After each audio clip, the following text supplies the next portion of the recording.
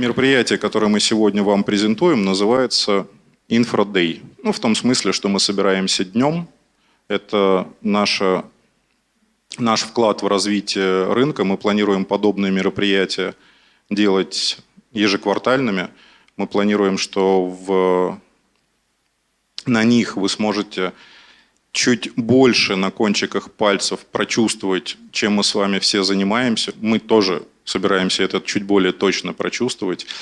И даже когда мы начинали обсуждать, с чего начать InfraDAY, у нас тоже не было никаких сомнений в том, что начинать их нужно с классики. Классика для нас всех с вами – это мистер Yescombe, его книги. Все мы на них учились, и мне реально очень приятно вам представить нашего сегодняшнего спикера, Эдвард Йескомб. Эдвард, если вы готовы, то let's start your show. Коллеги.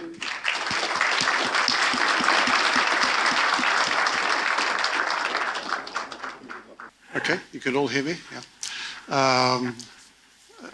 I've not been described as a classic before, so that's interesting. It obviously puts me in the same category as Homer and Tolstoy and so forth. So I'm very flattered by that. And thank you to InfraOne for inviting me here today. I'm very honoured to be speaking to such a large audience, and I hope a few interesting things will come out of it. I'm entirely flexible as to questions. If you want to ask a question as I'm talking, please just put up your hand, and I guess there's people with microphones who will be able to take your questions. I'm obviously an outsider to the Russian market. I've had a bit of intensive learning, thanks certainly to InfraOne and some excellent studies which they've produced, and a bit of digging on my own part. So to a certain extent, I'll be talking in general about the topics of PPPs and project finance, but also making a few remarks, observations about what I've seen as far as the structure of these things in Russia is concerned. So I'm going to talk first of all about PPPs, and then I'm going to talk about project finance, and I'm then going to come up with some general thoughts that follow on from that. So, beginning with PPPs.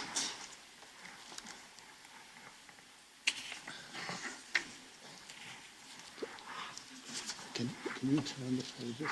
Can you turn these pages to be easier? Yeah. Are we on the same page? Yes. Yeah, okay, right, yeah. Because I'm trying to deal with this in two languages, sorry. Okay, so key elements of a PPP. What is a PPP? I apologize in advance for those of you who know all about this already, as many of you, I guess, will do. But on the other hand, I think there are others who are not so familiar. So PPP, a long-term contract between the public and the private sector, between public and private sector parties.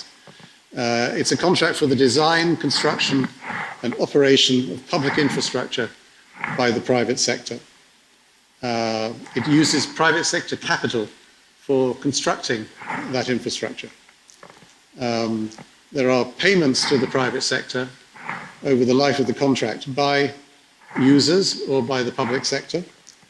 Those payments are aimed to recover the original capital invested and a return on that capital, and also to recover operating and maintenance costs.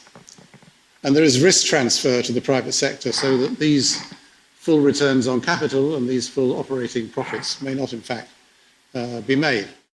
So how does that differ from privatization? The two are often, of course, confused. The key thing is that there is no transfer of public ownership, although that may not be completely the case in the Russian context, as I understand it. But in general, there is no transfer of public ownership. And the public sector remains accountable to users. If, for example, you're a patient in a PPP hospital and something is wrong, you're generally going to complain to the public sector, to the government, to the Ministry of Health. You're not going to complain to the private sector. And again, this is something which may differ slightly in relation to the Russian market.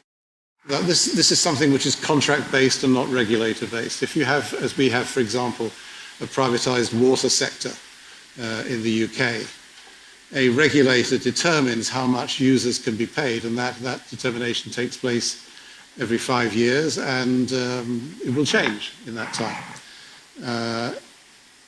Typically and normally in a PPP contract, the amount you can charge is laid down in the contract, and the way in which you can increase those charges is also laid down in the contract.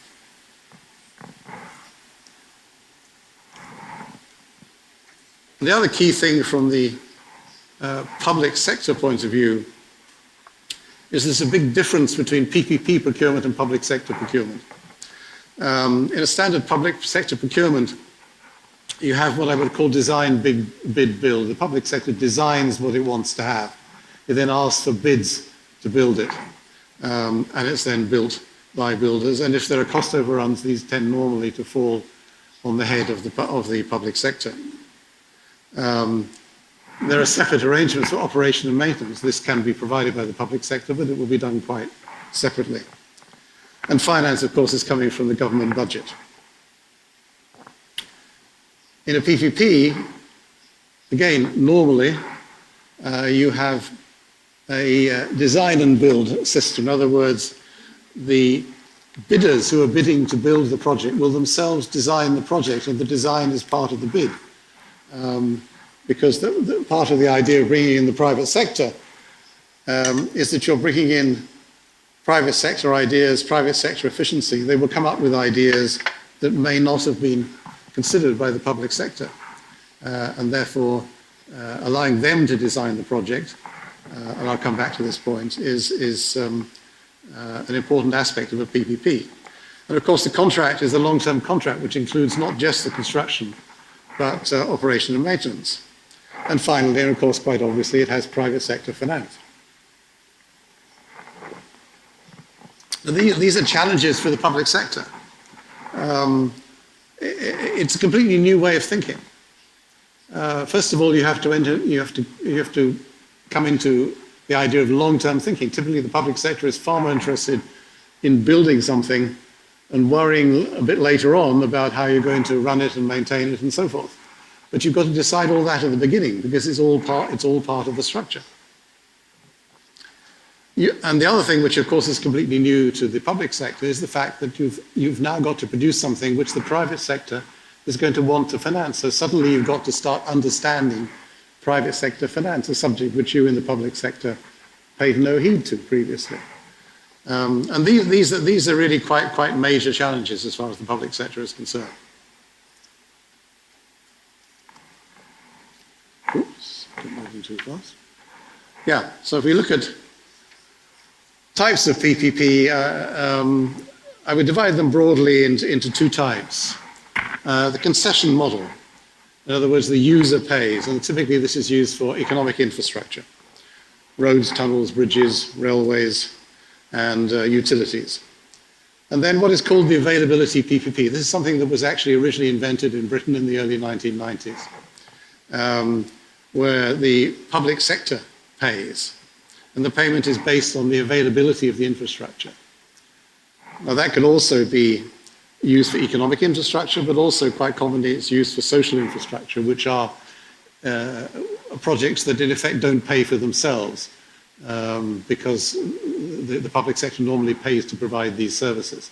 So things like hospitals and schools, as well as things like government offices. Now, the first thing I did when I knew I was coming to Russia was to look at the Russian law, and I discovered there's a concession law and a PPP law. And I discovered that these don't bear a very strong resemblance to the division which I've just made. In fact, it's pretty difficult to understand the difference between the two laws, and it's pretty difficult to understand why there are two laws.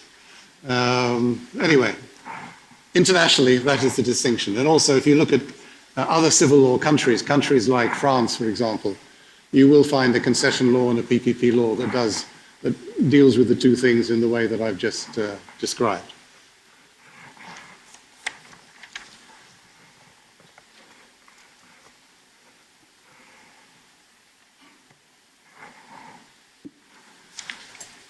Now, to try and get statistics, worldwide statistics on PPPs is basically impossible. There is no central body that collects statistics on PPPs. There are collections done by individual countries in some cases. The European Investment Bank, which is the development bank in the European Union, does collect statistics for the European Union, and they're probably the most comprehensive. But in general, clear and accurate worldwide statistics just don't exist. And there's a further problem, which is if you're going to say how much is being done in PPPs, you've got to define how much a PPP is. And that's not at all obvious. Is it the amount that you thought you were going to spend on the capital expenditure? Is it the amount you've actually spent on the capital expenditure? Is it the net present value of the payments that are being made? Do these payments include operating costs? And by the way, what discount rate do you use to produce the net present value? So you can see there is no clear standard even to decide how much a PPP actually is. But taking all those things into account, here are some numbers which were actually prepared for my latest book on PPPs by a statistician in the European Investment Bank who did the best he could to try and work out some numbers for worldwide PPPs.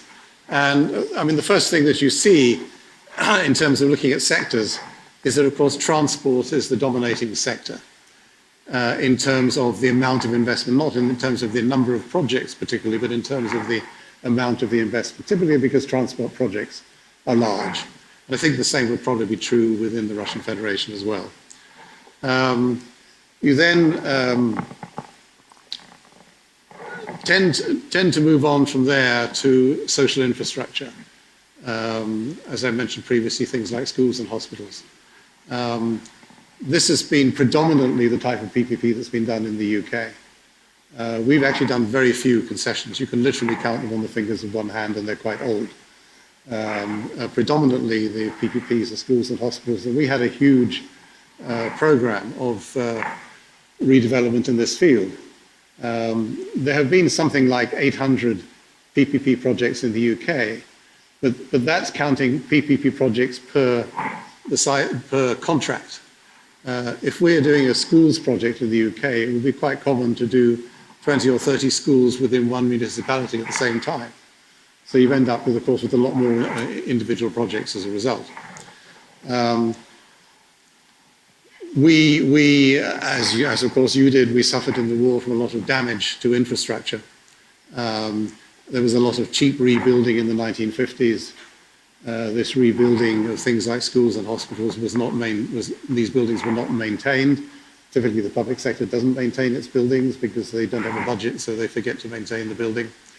By the early 1990s, there was really a crisis of bad infrastructure. And it was at that time that the availability model was invented. It was called PFI, Private Finance Initiative, in the UK, to find a way of accelerating investment in this type of infrastructure. Because if the government budget alone had been used, it would have taken much longer, and probably not as much would have been done. And the result will be very obvious. I mean, if you go to the UK and you look at the number of new schools, you look at the number of new hospitals, it's very obvious how much the benefit was. And other countries around Europe and elsewhere in the world have seen the benefit of doing the same thing. And for example, Turkey has had a huge program of hospital development following this kind of model. Possibly somewhat too large, actually, for the Turkish budget, but that's another question. Yeah, so in terms of sectors, those are the two big sectors. Moving on to regions and where people are actually doing PPPs, what you can see there is a considerable period of growth in Europe, really up to the time of the 2007-2008 financial crisis.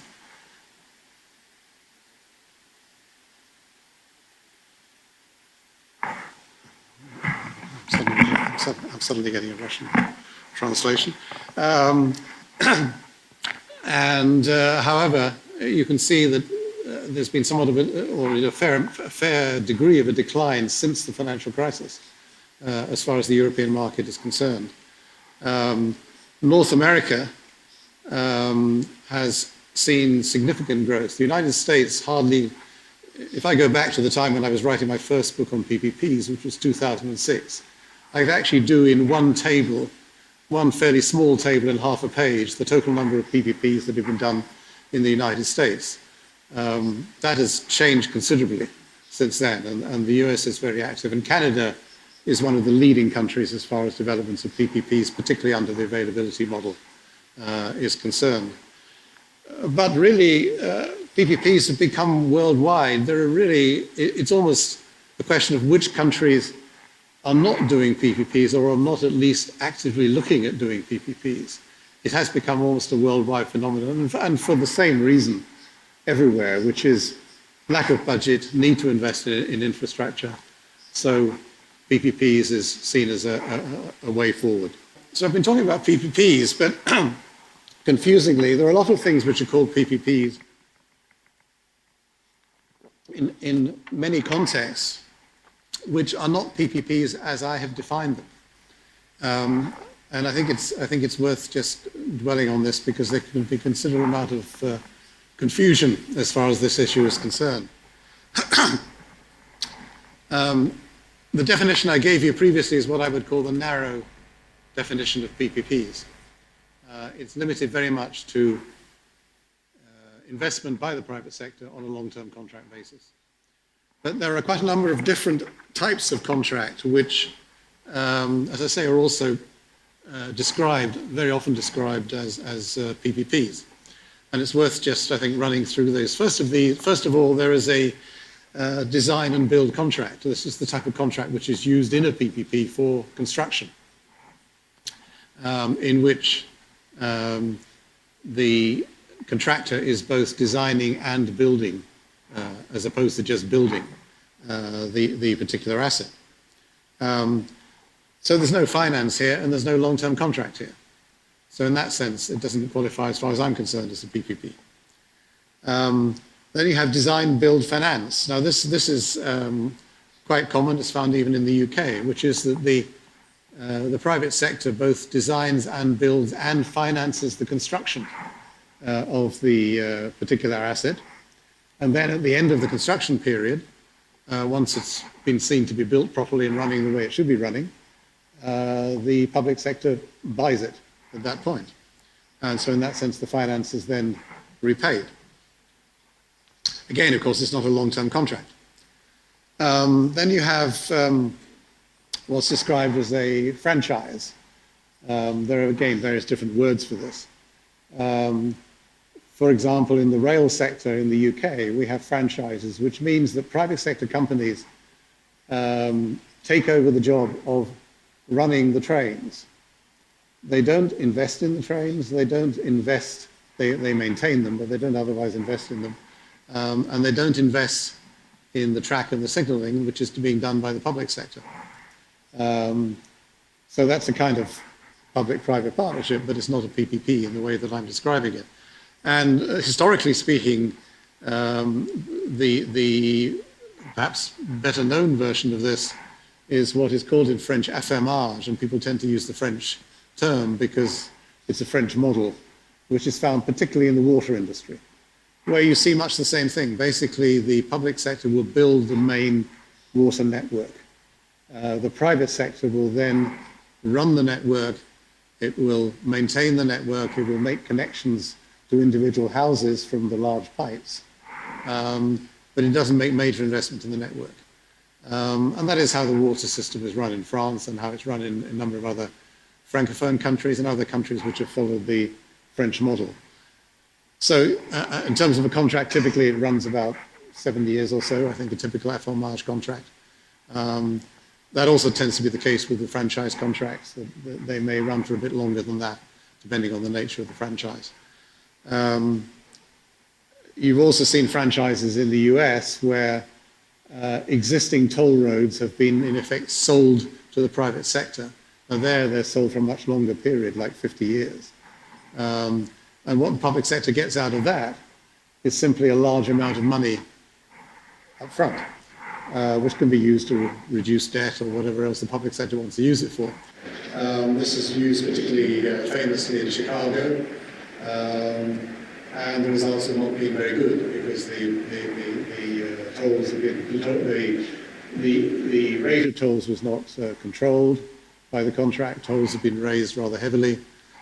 People have not been very happy as far as the result is concerned. Then you have leasing. Leasing, of course, is a long-established method of financing equipment.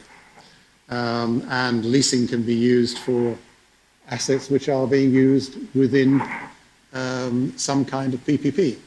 And an example is, again, back to the rail sector. In both Britain and also in Germany, you have rail leasing companies that lease rolling stock to franchisees who are running the system.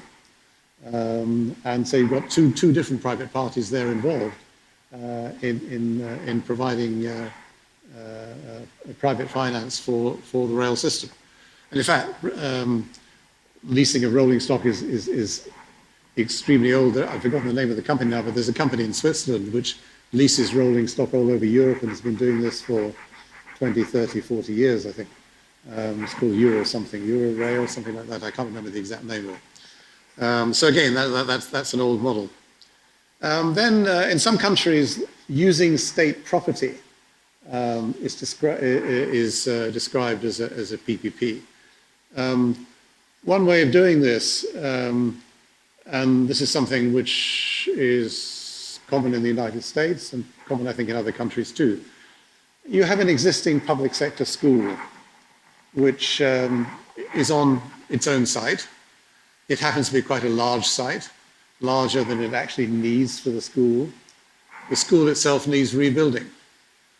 So the school or the school district enters into a deal with a private sector investor, whereby the private sector investor will build a new school on the site, but they'll also get part of the site themselves, in which they'll build an apartment building or an office building. And that sort of thing was being described as a public-private partnership in the United States long before the kind of public-private partnership we're now talking about was being used. I should mention, by the way, that this term, public-private partnership, is an American term. It actually has a history of more than 100 years. But in that 100 years, what is meant by a public-private partnership has changed considerably. And then, of course, you can have management contracts where we simply bring in the private sector to manage the public sector system. But that just is taking over an existing project. It doesn't provide any finance. And of course, you can also purchase services. You can have private sector people run services in hospitals, for example, or you can have private sector people. This is quite common in Africa. Provide education in schools. But again, people will call all these things PPPs, but as you can see, if you don't define what you mean, you can end up in considerable confusion. To take it to the extreme, some years ago I was at a World Bank seminar in Africa, and there was a presentation by Uganda Railways on the PPPs that Uganda Railways had done. Actually, they hadn't done any PPPs, but they listed every single contract they had with the private sector. As far as they were concerned, these were all PPPs. So it's a question of definition. We have to define what we mean. Yeah. So to talk about the PPP contract itself, there's a variety of different names. I don't even know how these would translate anyway. But typically, you'll see project agreement is the name that's used in English for availability PPPs. Concession agreement, obviously, for concessions. Power purchase agreement is used in the power sector. You have two parties, a public sector and a private sector entity. Again, various different names. The public sector entity is going to be a federal or regional government or another state entity, Russian railways, for example, or maybe a municipality, anything that's in the public sector. Again, various different names. I've used in my books the term public authority. Some people call it a public party. I think that's not completely clear. That's why I prefer public authority. You can have, I notice in the English translation, at least, of the Russian concession law, the term conceder is used. Then in the private sector, what you typically have is a special purpose company, a special purpose vehicle, an SPV, a project company, which is going to undertake the project. We'll come back to the reasons why you need a special purpose company, but typically you have an individual company that's doing that. People use the term SPV. Again, that's a bit misleading because you can have more than one SPV in the same project. So I use the term project company. So what is the contract trying to do? The key thing, and it's a real essential to PPPs, is it's specifying outputs from the contract. It's specifying what you want to have. It's not telling the private sector how it should be done. And I'll come back to that point in a moment. You also then need to specify a payment and a performance regime. You need to specify how you're going to get paid, how payments are going to change over time. For example, are they going to increase by inflation? Are you going to increase them all by inflation? Or are you just going to increase them partially by inflation? You need some kind of performance regime because you're going to hold the public sector is going to hold the private sector to a standard. It's not a question of they're just going to build it and run it and the public sector is not going to pay any attention to what's going on. The public sector is going to want to make sure that the public service which is being provided by this is being provided to the appropriate standard. And there's going to be a need to check these standards, and there's going to be a need to, as we'll see shortly, provide for penalties to make sure these standards are upheld. Then the other really vital issue is the question of risk transfer. The key aspect of PPPs is transfer of risk from the public to the private sector. If you're not transferring risk from the public to the private sector, it basically becomes a rather expensive way of borrowing money. It's not really anything else, actually.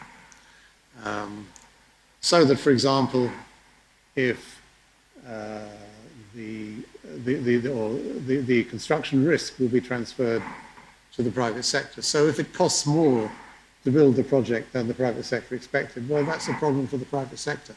It's not a problem for the public sector. If the contract is completed late, again, it's a problem for the private sector. It means, for example, that if it's a toll road, they won't be able to charge their tolls because they haven't finished the road, which means they're going to lose money. And as you can see, there's an incentive there to get finished on time. So risk allocation is another key aspect. And it doesn't imply that all risks are being allocated to the private sector. There are clearly some risks which the public sector is best placed to deal with. For example, land acquisition. Typically, the public sector is better able to do that than the private sector, especially for something like a road or a railway. There needs to be an allocation of risk, meaning that both sides are taking risk. You need to decide how best to allocate them. Then the other thing you need to do is to accommodate change, because if you're going to sign a 30-year contract to run a public service, for sure there's going to be a need for change in that time. The public sector is going to want to change the way in which the service is provided. All changes will come about because, for example, the legal environment in which the project is working is also changing. So I'll come back to that point because I think that's quite an important issue. And then finally, you need to set out provision arrangements for termination. Both what happens when you get to the end of the project but also what happens if, in between hand, firstly, either the public sector decides it doesn't want this project anymore, it's really not doing what it wants to do, so it wants to have the right to terminate, and the public sector should always have the right to terminate, but on a fair basis, so you need to decide what's a fair basis. And similarly, of course, the private sector may mess up. The private sector may not do what it's supposed to do, and in which case there needs to be some arrangement for termination, which takes into account the fact that the private sector may have partly built the project, wholly built the project, but nonetheless they've messed up. So there needs to be some arrangement to make sure that the private sector is fairly compensated for what they've done well, but of course not compensated quite the reverse for what they've done badly. And to talk a bit more about this whole question of output specification, this is one of the difficult areas for the public sector, because it's very difficult for the public sector to move away from the public works mindset. The idea that we, the public sector, are going to control and check everything, and nothing can be done until we approve what has been done. That doesn't work in relation to a PPP. Why not? Because if the public sector is directing the private sector what to do, the public sector is in effect taking back risk. Because if something later goes wrong, the private sector is going to say, well, we didn't want to do this, but the public sector made us do it. So it's not our problem if it goes wrong, it's the public sector's problem. So the public sector is taking back a risk that it's supposed to be transferring to the private sector. So if you take the question of design and construction, and let's take the example of a road concession. So the public authority will say, okay, the road must have 2 lanes on each side. And of course, it's got to meet the legal requirements for road standards. But it's not going to say how the road should be built to meet these requirements. So for example, therefore, the investors may say, well, we're actually going to build the road to a higher standard today because we'll save money later on maintenance. And they do their financial evaluation and they decide it's actually better to do it that way rather than build it to a lower standard today and spend more money on maintenance later. For example, because you don't actually know what maintenance is going to cost later, because you're trying to predict 10, 15, 20 years ahead, and who knows what maintenance is going to cost then. So it may make sense to spend the money now when you know what it's going to cost, rather than later. So while all this is going on, for sure the public sector can check what is happening.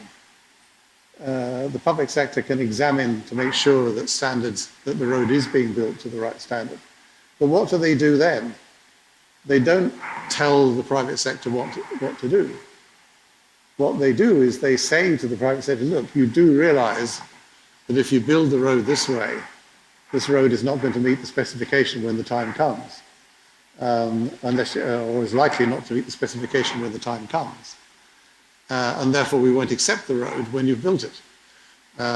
So you better make sure you build it to the right specification. So the public sector is not telling them what they should do to deal with this problem. They're just pointing out there's a potential problem here. You just need to watch out. And of course, it's in everybody's interest that this should happen. And it's equally the case that if this road is being built under a project financing structure, that the lenders would also have their own technical advisor, and their technical advisor should also be checking what's going on and should also be making the same kind of comments, because it's in everybody's interest to make sure the road is built. Although I have to say, having seen bank technical advisors, I'm not convinced that they're necessarily doing an ideal job. I did an evaluation of a project some years back in Portugal, where the arrangement was, it was a motorway in Portugal, where the arrangement was that they had to build 2 lanes on each side, as I've just described. And also there was a requirement, which is quite common in toll road concessions, that as the traffic reached a certain level, they would have to build a third lane on each side. Now the investors in this project were all construction contractors. And they thought, well, you know, it's good, why don't we just build this 3rd lane now? It's much simpler, much quicker. It took the bank's technical advisor 6 months to notice they were building the third lane. They only had to walk along to see. And of course, the lenders were absolutely furious with this, and the investors had to put in a lot more equity to pay for this third lane. Anyway, so I'm a bit cynical about bank technical advisors. Anyway, then we come on to the question of availability. Is this the right slide? Yeah, okay, yeah, okay. Is the slide, is the project available to be used? So for example, if a road is blocked by flooding, now obviously you can't help a road being blocked by flooding. Or maybe you can't help a road being blocked by flooding. But what the contractor is going to say is you've got to deal with this problem within a certain period of time.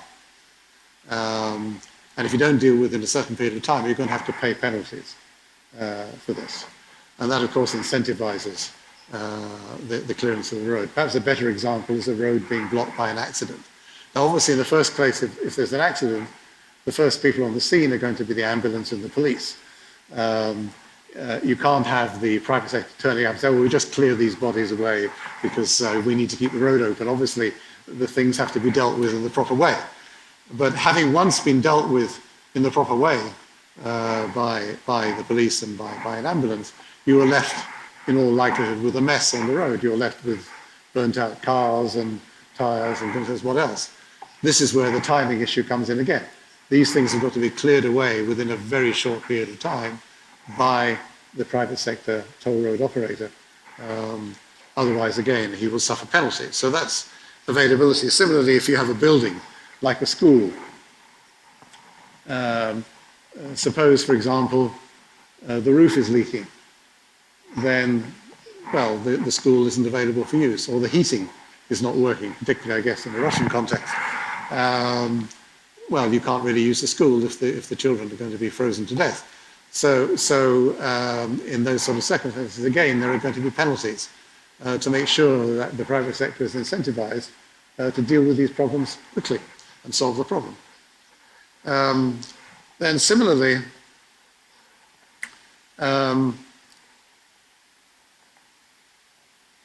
the actual performance itself, the service quality is also important. Things like cleaning. Now, if you think about cleaning, this alone can be quite a complex subject. Cleaning in a school is one thing, or cleaning the verge of a road is relatively straightforward. But think about cleaning in a hospital. How are you going to specify what clean means in a hospital? You've got to set this out very clearly in the contract. And obviously it's not the same clean as clean in a school. The standard is quite different. So you can see that a lot of work actually needs to go into specifying these availability and performance standards in a standard PPP contract. Okay.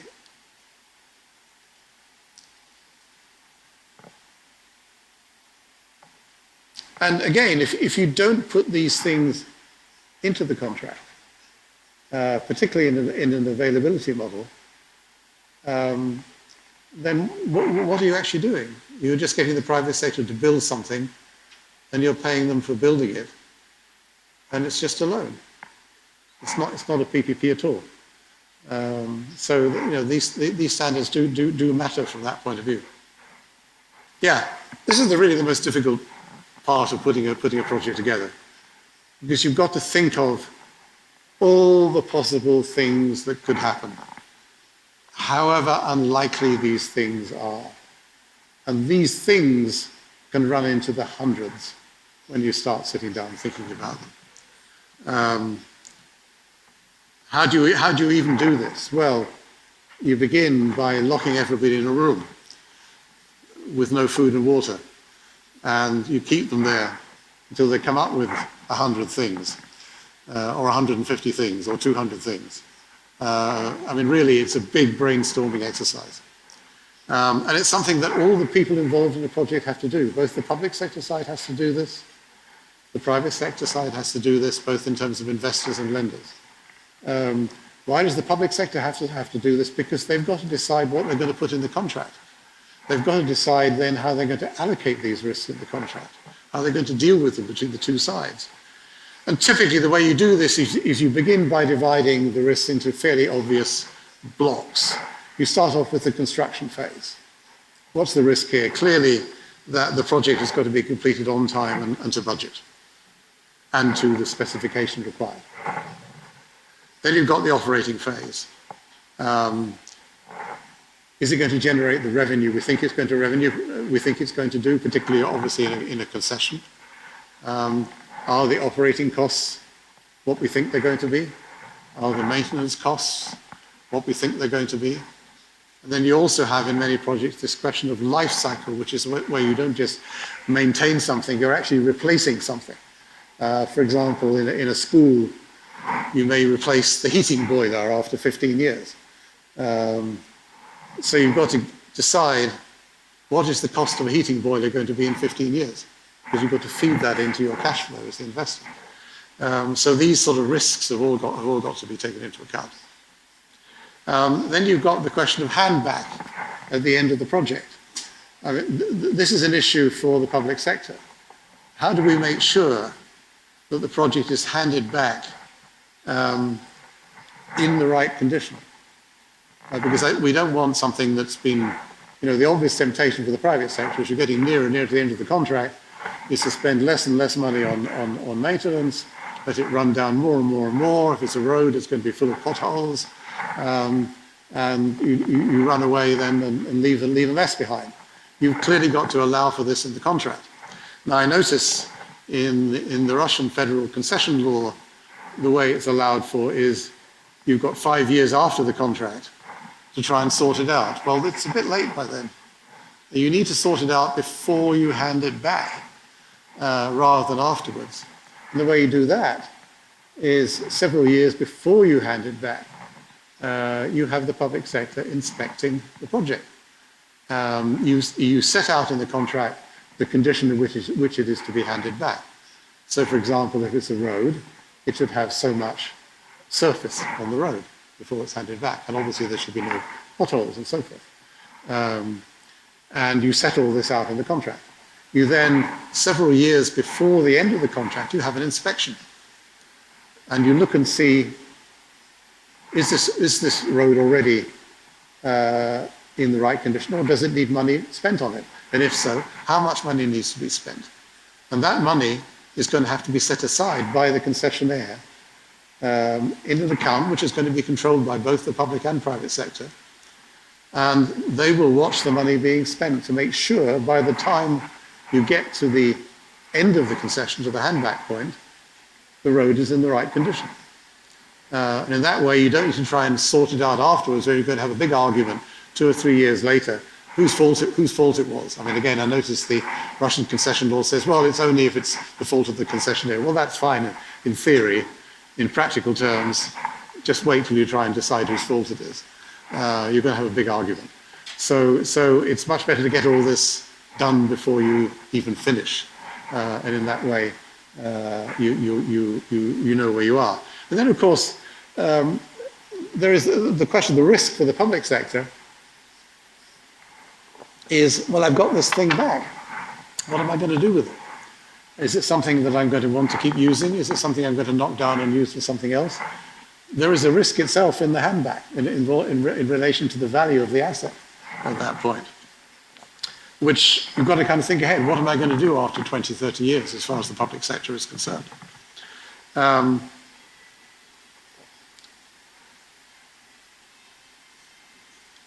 then you've got the area of political, legal, regulatory risks.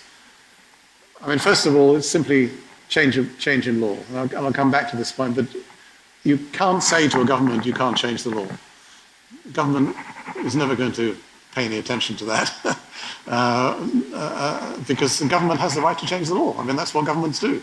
So you can't say to them, you can't do that. So you've got to allow for the fact that the law may change. in relation to the contract, and you've got to allow for appropriate compensation, which I'll come back to that. I'll come back to that point.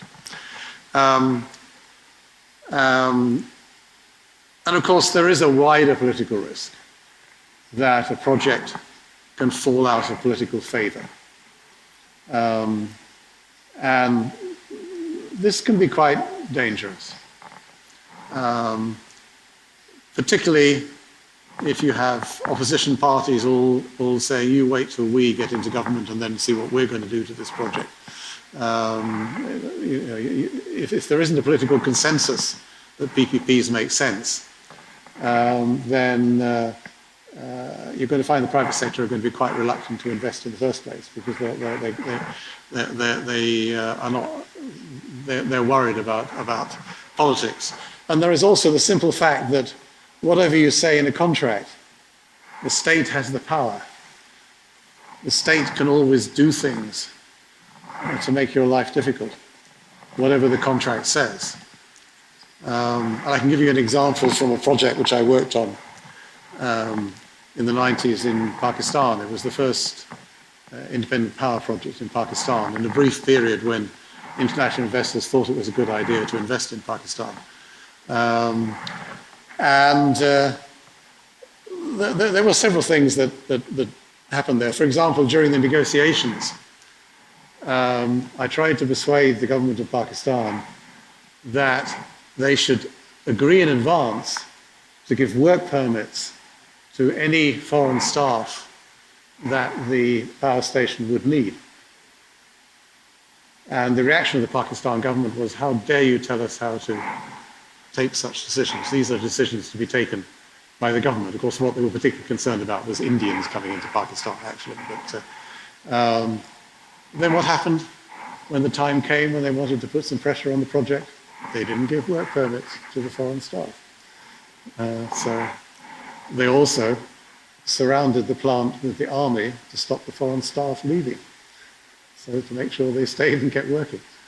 So, there are things the state can do, and you can't provide for this in contracts. So, and this actually leads to perhaps a general point that I maybe I should be making at the end, which is that, this is a long-term contract. It has to make sense to both sides. If you have a contract which is biased in favor of one side or the other, or has become biased in favor of one side or the other, then you're going to have trouble. Again, going back to this Pakistan case, the actual cost of the power was high. And the reason it was high was that the debt was being paid off over a very short period, basically because that was the only way in which the debt could be raised originally. And it was quite evident very early on that this was a problem for the Pakistan government, that they really didn't want to have to pay this high rate for the power that was coming out of the project. So I was one of the bankers, and I said to the investors, look, we can solve this problem. Let's just, and the World Bank was kind of guaranteeing loans, so we didn't worry too much about the risk. Let's just go to the World Bank. Let's arrange to extend the loan, which will reduce the debt servicing cost. And in that way, we will reduce the power cost. And it won't affect your returns as the investors. We can sort this out. The reaction of the investor was, no, we've got a contract. I see no reason to make any change. That finance director later lost his job, but anyway, that was the reaction. Of course, that then led to all the kind of things that I've already mentioned, and many things beside. The private sector has to be sensible in dealing with the public sector. If the public sector has got a problem with your contract, okay, you've got a contract, but you've got to still solve the public sector's problem. And that means you've probably got to change your contract. But if you do it in a clever way, you can do it in a way that still leaves you, the private sector, whole in the end, which is the important thing. Just mention one other. Sorry, I didn't finish going through those. Then the other big risk area is what I call macroeconomic risks. This is interest rates, inflation, exchange rates. Interest rates, if lenders are not lending with fixed interest rates, and obviously that varies from country to country and from lender to lender. Then you've got to decide what you're going to do about this, because obviously that is going to seriously affect the cash flow of the project if you have floating rate interest rates. You can cover that in some countries with interest rate swaps, for example. Inflation. Now, inflation comes into any project. It's obvious that over time, things like operating costs will go up. And you've got to allow for this. So that it's evident that you're going to adjust the payments that are being made under the contract for inflation. You've got to decide then what inflation index you're going to use. Are you going to use a consumer index, but your operating costs are probably more linked to the construction industry, for example. So you've got a question of which index do you go for.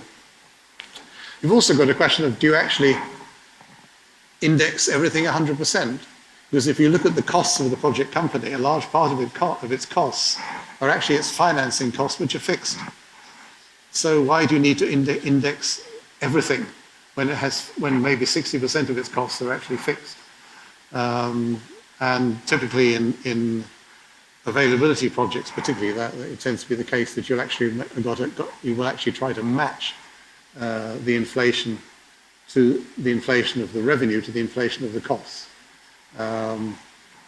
Because if you don't, if inflation goes up, that's fine, you're getting more revenue. But if inflation goes down, you're going to find yourself short of revenue.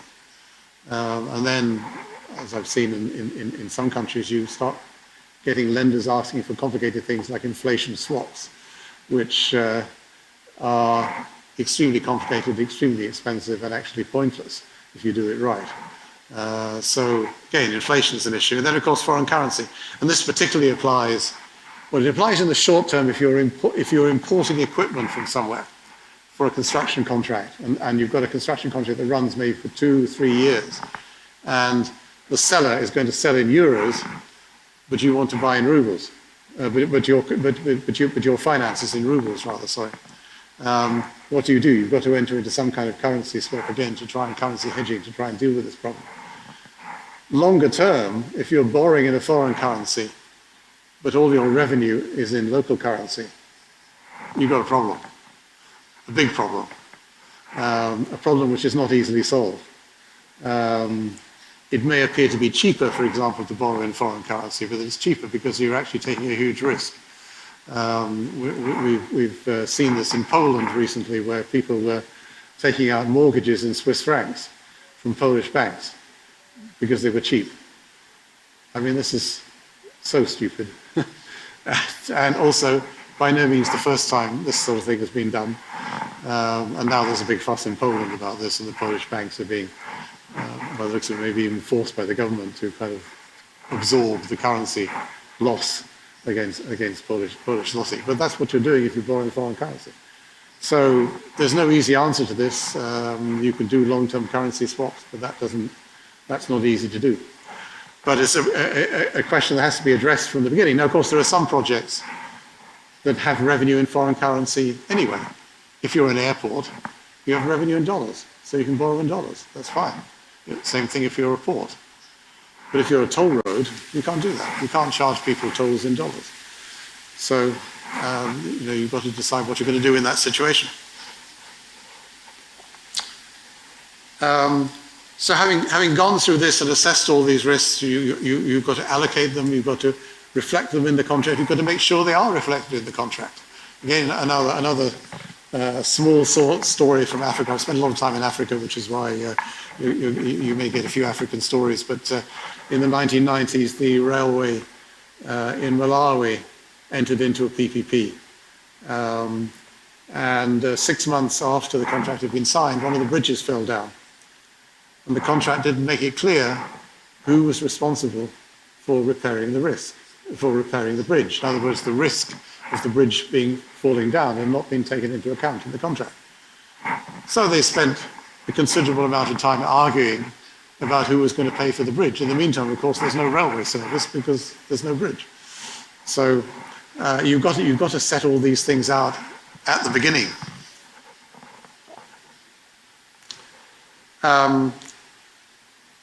And the other key thing, and we'll come back to this when we talk about project finance, and this is something the lenders very much want to see, is you want to see risks being transferred to subcontractors. So if we take the case of a construction contract, where you want to make sure that the asset is delivered on time, to budget, to specification, the project company is going to sign a construction contract with a construction contractor who will take on this responsibility and give security for taking on this responsibility. So in that way, the lenders to the project company have passed the risk from the project company who hasn't got any spare money because he's used all of his money building the plant. He's passed that risk on to the construction contractor, who's a large company, who's going to take on this risk. So that sort of risk transfer is very important. And then, of course, there's the question of insurance. Insurance is the kind of Cinderella in projects. Nobody cares about the insurance until the last minute. And then suddenly you find there's all kinds of problems. Insurance is extremely important because it deals with a big area of risk. This whole area of force majeure, which is where something happens which is beyond the control of either side, that prevents the project from operating. And that kind of situation, the public sector can't declare a default. What the public sector expects is the private sector deals with this problem. So that, for example, if the project burns down, the public sector will say, okay, well, we're not going to pay you any money, obviously, but get this thing repaired, and then when it's repaired, you'll get money again, you'll get your money again. So in that way, the private sector is incentivized to make sure that the repair is done. So natural force majeure, people, depending on how religious you are, also refer to it as acts of God. As I said, no payments. Where do you get the money from? Insurance. But it's important to make sure you have the right kind and level of insurance. And you basically need, I mean, there are all kinds of ancillary insurances you need in a project, like, you know, third-party liability in case a brick falls off your building and hits somebody's heads, that kind of thing. But as far as the basic insurance in relation to the financing of the project is concerned, you first of all need insurance for property damage. Now, what do you need to insure for in that situation? I gather, typically in Russian projects, I'm interested to hear if any of you can correct me, that the insurance is usually for the net book value of the project. But that's, if so, fairly useless because you can't rebuild it based on the net book value. You need to insure for the cost of rebuilding the project, which will be probably more than it cost to build in the first place because obviously the cost has gone up since you built it. So it's extremely important to build it, to insure for the right level. And then you've got to deal with another problem. You, the project company, or you, the lenders, have got no revenue in the meantime. It's going to take 2 years to rebuild this project. What are you going to do during this 2 years? You, the investor, still want to get a return on your investment. You, the lender, still want to have your loan repaid. You need to have what's called, in the context of a completed project, what's called business interruption insurance. That is insurance that covers the operating costs, the debt service, the equity return of the project for the worst possible period of time that it will take to repair the project. So you take the worst possible scenario and say, okay, how long is this scenario going to take? Let's say it's going to take 2 years, and a business interruption insurance for 2 years. Now, this is expensive. It can typically double the cost of the insurance. But without it, you've got a big hole as far as the project is concerned. And again, from some preliminary discussion I've had, I find that this is not found in Russian projects, which I find very surprising. If that's the case, I find that very surprising. Insurance. Yeah. So at that point, I've talked a fair bit about some of the basics, which many of you, I'm sure, already know in relation to PPPs. I wonder if there are any questions just before I move on to talk about project finance. Does anyone want to ask a question? I'm sure you... Oh, okay, one at the front. Is there a microphone? Oh, this, I guess one of these microphones. Yeah. Добрый день. Да.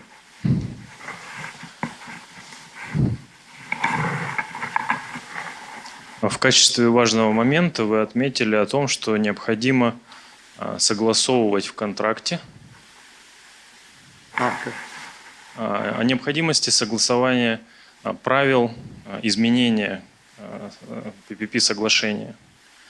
В российском законодательстве это прописывается с недостаточной точностью, детальностью, на мой взгляд. Могли бы вы подсказать нам, на каких принципах законодатель мог бы в законе адаптировать, указать эти положения об изменении концессионных соглашений? Спасибо.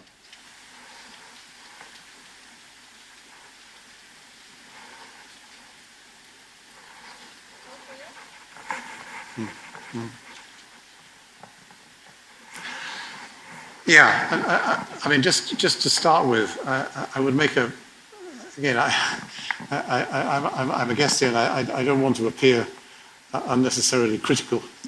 But when I read the Russian legislation, I think it falls, well, as we say in English, falls between two stools. On the one hand, it's too detailed, on the other hand, it's not detailed enough. I mean, the general principle of PPP legislation is that it should set out some very broad principles. And then within this regulation, within this legislation, you then set out separately detailed regulations. So the legislation will say, these are the broad principles of PPPs, and they may be very short, this may be very short. In some countries, you're literally talking about one page where they have this kind of legislation. And then you will set out some more detailed regulations which can be more easily changed than legislation. I mean, one thing I noticed about the Russian legislation is that it has actually been quite frequently changed, which is a good thing. That shows that there is at least flexibility, that if the change needs to be made, the change can be made. Whereas in other countries, trying to get a change in the law once you pass the law, forget it. You know, it takes another 10 years. You can't do it. So at least that is a merit. I noticed in the concession law there have been, I think, at least 4 or 5 amendments of the concession law. So that's good. I mean, okay, you make a mistake, you make a change. That's good. But the problem is that, and this is the problem within civil law countries generally, that you have to be very careful that you don't end up with a law which then overrides the contract. In other words, you set out the detail in the contract, but the law has got some general principles, and somebody says, oh, just a minute, this clause, I know we agreed this clause, but the law says something which in general terms overrides this. And this is the problem with putting too much detail into the law. In common law countries that follow the English common law system, like the United States or Australia or Canada, places like that, actually there is no PPP law in most of these countries. Because it's just dealt with as part of the general law of contract. The public sector has the right to enter into contracts. This is a contract. It's dealt with as a contract. Now, this doesn't work in civil law countries. I mean, not only do you have these issues, you also have typically an administrative law system which is separate from the private law system, so you need to deal with that as well.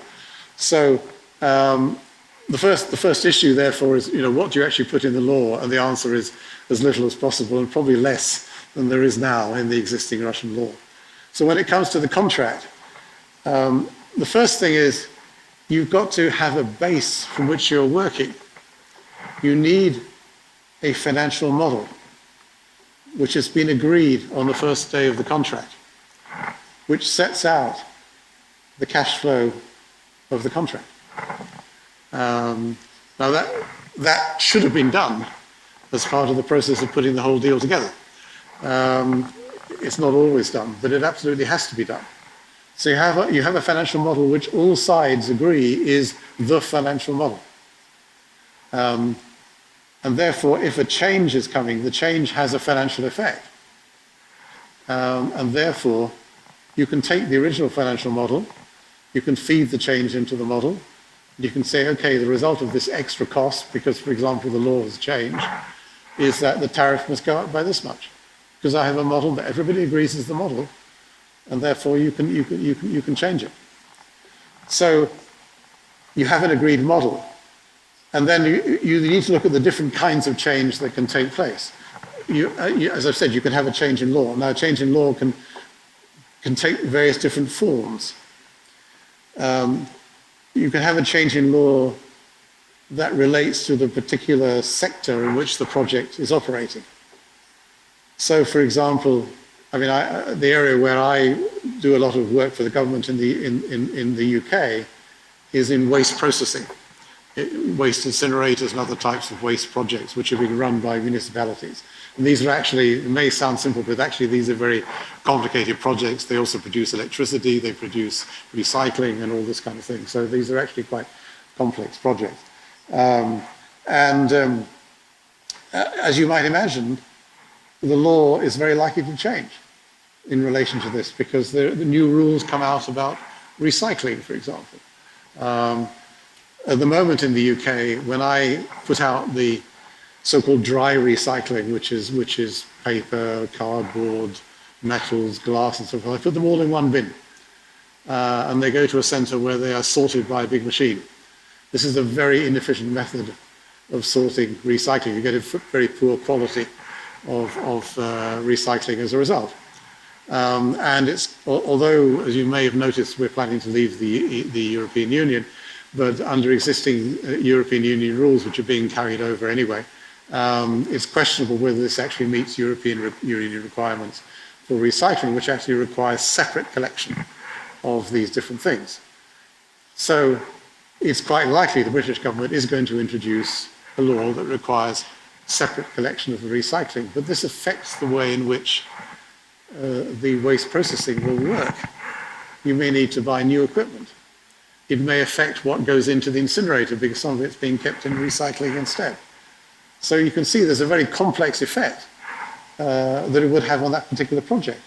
But what you do, you sit down and say, okay, what is the financial result of all this? Feed it into the model. That is the compensation that is going to have to be paid in that kind of case. So there you have change in law. Same principle applies if the public authority itself wants to make a change. The public authority may well want to make a change. For example, going back to these school projects that I mentioned in the UK, where we have 20 or 30 schools in the same project. Now, it may be because of a movement of population, we actually don't need one of these schools anymore. We just want to close it down. So the public sector, the municipality in this case, would say to the project company, okay, look, I just want you to close this school down. I'll decide what to do with it later on, but for the time being, just close the school down and just keep it maintained and nothing else. Now, the result of that is going to be that clearly there's going to be a saving of cost, which can be fed through into the model. But at the same time, of course, that school has still got to be paid for because the money has been borrowed, the money has been spent, the school has been built. So you're still going to have to keep paying for it, but there will be some saving of cost. And one of the things we've seen in the UK with a lot of availability PPP projects is precisely this. People trying to find ways of saving money to try and cut down the cost of the contract. But again, interestingly, when we first started getting austerity and money was being cut, for example, to the hospital sector after the financial crisis, what did you see in the press? You saw hospitals complaining about the high cost of their PPP projects, and in particular, the high cost of the maintenance on their PPP projects. We need to cut back on this maintenance. It's too expensive. That's the worst thing the public sector can do. Cutting back on maintenance is the most expensive way of borrowing money for the future, because you don't have a budget this year. So this year it would have cost 100. Next year it's going to cost 200 because you neglected it this year. The great thing about PPPs, it's one of the strong arguments in favor of PPPs, it forces the public sector to maintain its buildings. But nonetheless, there are savings that can be made. So you need to have a system. The simple answer is you need to have a system in the contract that says, first of all, there's a further point to make about changes. Clearly, there's a limit to the kind of change the public sector can make. You can't say, okay, I know you built me a school, but I want you to turn this into a hospital now. I mean, that is going beyond what is reasonable. Or alternatively, the public sector may say, okay, I know you built me a hospital here, but I want you to build me another hospital right next door, the same size. Again, that's unreasonable because the size of investment concerned is too large. But on the other hand, you might reasonably say, okay, I want you to build me a new operating theatre because I need one more operating theatre. Now, the cost of that in relation to the cost of the whole hospital is not that high. It's not unreasonable to say, okay, please build me a new operating theatre. Now, that may in fact be paid for by the public sector, but it will be included within the contract, so it will be maintained and so forth. So you need limits on how much change you can make. So if you take this question of how much can you make people spend on something new, typically it's 10% of the original cost of the contract. So you need a series of rules like this that are set out in the contract and which cannot be overridden by the law, which is very important. Otherwise, you're going to get into a mess. And in that way, I think you will have a regime that works. The other thing about changes, what we found in the UK early on is that the same procedure was used whatever the kind of change. So, for example, if the headmaster of the school wanted to get a new coat hook put up on his door, he would have to go through this extremely elaborate procedure of filling up all these forms and all this kind of thing. And by the time it's done, a coat hook that cost 100 rubles is now costing 10,000 rubles because he's had to go through all this system. So what was also found, therefore, is you need different levels of change. You need very simple change, which is just simply cost plus.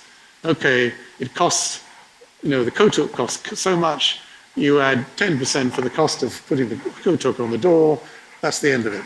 Nothing more. Whereas building a new operating theatre, you've got to go out and get estimates, the estimates have got to be checked, etc., etc., etc. So you can see there's a difference in different kinds of change. So all of this, you can pick up, the UK standard contract, for example, which is publicly available, and you can pick up the provisions, and they're quite detailed as to what as to the way in which you make this kind of change. And the same principles apply whether it's a change in law, a change the public authority wants to make, or any other kind of change. Okay. Is there any other? Oh, okay. All right. Okay. I'm told we're out of time and that we need to be stopping for a break. Yes, my great fear, I have to say, in doing this tour is that normally I do this in like 3 days and I'm trying to do it in 3 hours. So we're going to have a break, I think, for 30 minutes, I think, for coffee and tea, and then we'll resume after the break. So I'll see you later on.